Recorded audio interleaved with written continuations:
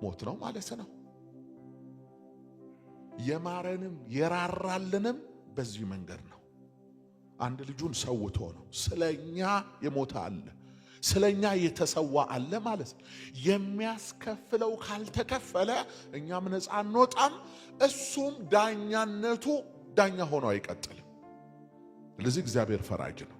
እስቲ እግዚአብሔር ፈራጅ ነው የሚል እግዚአብሔር ፈራጅ ነው ሲባል ደግሞ አንዳንድ ሰው በብሉይ ኪዳን ዘመን ብቻ ይመስል እኔ ከማላምነው ነገር ማመን ፈርዘር ሄደ ነው። በጭራሽ መስማት ከማልፈልገው ነገር መካከል እግዚአብሔር በአዲስ ኪዳን አይፈርድም የሚለውን ነገር ይሄ ያለማወቅና የሰነፍ ሐሳብ ነው። ይሄ የጠላት አሰራር ነው። ምን ታስቦ ነው አይፈርድም የሚባለው? ድሆች እየተጠቁ በነፃነት አጥቂዎች እንዲኖሩ፣ ድሃ አደጉ እየተጠቃ አጥቂዎች በነፃነት እንዲኖሩ፣ ሰው ግፍ እየሰራ አመጽ እየሰራ ያለ ጠያቂ የሐዲስ ኪዳን ዘመን ነው የጸጋ ዘመን ነው ያለ እንዲኖር። በሐዲስ ኪዳን እኮ ነው አትሳቱ፣ እግዚአብሔር አይዘበትበትም፣ ሰው የዘራውን ያንኑ መልሶ ያጨዳል ያለው በሐዲስ ኪዳን አይደል? ጳውሎስ አይደለም ይሄን የተናገረው? ያንኑ መልሶ ያጭዳል እና ግፍ የሚሰራ ያጭዳል።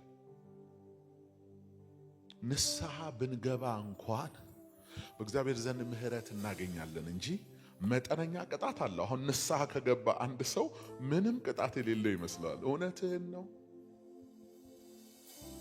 ይሄ የብልጦች ቴዎሎጂ ነው። እንደዛማ ከሆነ ቆይ በደንብ አድርጌ ልጨርግደውና ዘርፌ ጴንጤ ሆናለሁ ሚል ሰው እኮ ብዙ ሰው አለ። እውነትህን ነው። ዘላለምህ ተረጋግጦልሃል። እግዚአብሔር በልጁ አድኖሃል። እቺ የዘረፍካትን ገንዘብ ግን ትተፋል። ሃሌሉያ እያልክ ነው የሚያስተፋ። ደግሞ ደግነቱ እዚሁ እየተንከባለልክ ያስተፋል። ትፋ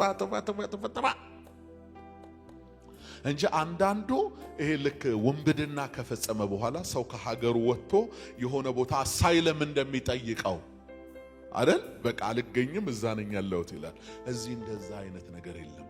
እግዚአብሔር ኃጢአትን ይጠላል። እግዚአብሔር ኃጢአትን ይቀጣል። እግዚአብሔር ኃጢአትን ይቃወማል። ስለዚህ በስጋ የተሰራውን በስጋ ታጭዳለህ። ስለዚህ ምን ይሻለኛል? ጠንቀቅ ብለህ ኑር ነው። ለስጋ ጠንቀቅ ብለህ ኑር። እዛም አትነካካ ነው መልእክቱ። አለቀ።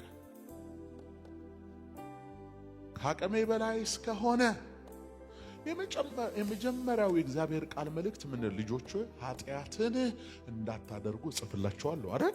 የመጀመሪያው መልእክት አታደርጉ ነው። ግን ሰው